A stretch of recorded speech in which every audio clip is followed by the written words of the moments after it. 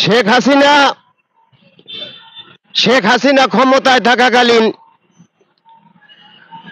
যাই হোক এদেশে স্বৈরাচারী করছে, গুম খুম হত্যা নির্যাতন বহু নিবারণ চালাইছে এদেশের 18 কোটি জনতার পরে।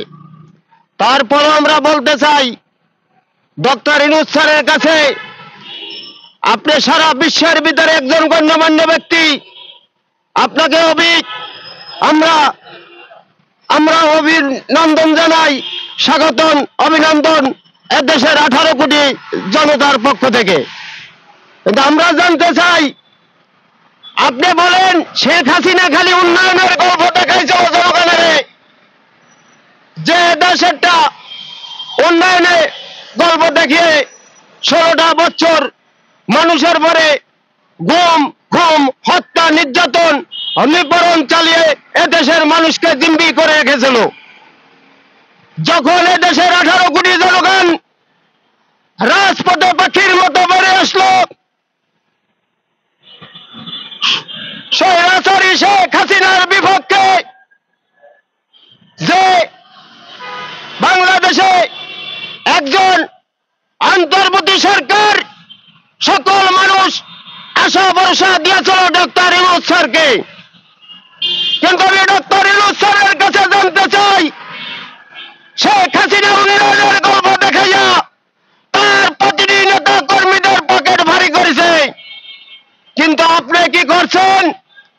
আপনার পরে আমাদের একটা আশা ভরসা ছিল, স্বাধীনের আমলের এই পার রিক্সা কেউ আজ পর্যন্ত বন্ধ করতে পারে না, আশা করি পারবেও না।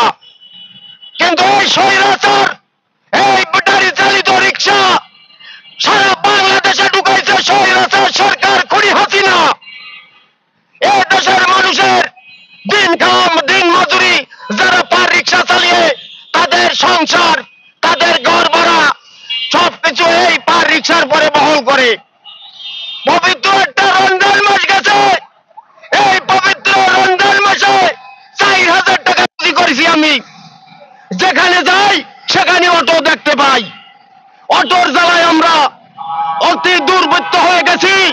ডক্টর ইউনূস স্যারের কাছে কঠোর ভাষায় বলে যেতে চাই, ওই অটো বন্ধ করুন, নয়তো পার রিক্সা বন্ধ করে সকল অটো বানাই দেন। আর যদি না পারেন তো এই দেশে খেটে খাওয়া মানুষের কাছে আপনি ক্ষমতা হস্তান্তর করে যারা এই দেশে অটোর বিপক্ষে কথা বলতে পারবে তাদের মতো একজন সরকার আমরা বাংলাদেশে দেখতে চাই।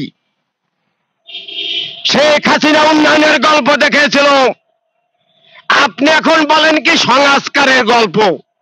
এই সংস্কারের গল্প হইতে পারে ওই সাজ্জাদ আলম, ওই হাবু আতনাস আব্দুল্লাহ, ওই নাহিদ।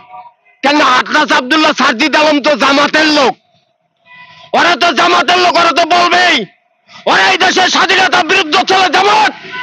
কি করে জামাত এই দেশে আবার একটা পাইতারা করে এই দেশের মানুষের পরে অত্যাচার নির্যাতন করে গরিব মানুষের পেটে লাথি মেরে জামাত একটা ক্ষমতা দেখতে চায়, জীবনে এটা আশা ভরসা সফল হবে না। কিন্তু ছাত্ররা একটা সমাজ, একটা দল গঠন করেছেন। আমি একটা মোবাইলের নির্বাচন দেখেছিলাম, কালকে দেখেছিলাম, আপনাদের কিন্তু 0%, জাতীয় পার্টিরও কিন্তু 0%, 40% ভোট পেয়ে বিএনপি আগুয়েছে, 35% ভোট পেয়েছে জামাত। কিন্তু আপনারা ডক্টর ইউনূস সাহেবকে বসাইয়া সারা বাংলাদেশে আপনারা লুটপাট করবেন, আর এই দেশে অন্যান্য রাজনীতি দলের নামে ছিনতাই, চাঁদাবাজি, মামলা দর্শন তাদের নামে আসবে। এটা হতে পারে না।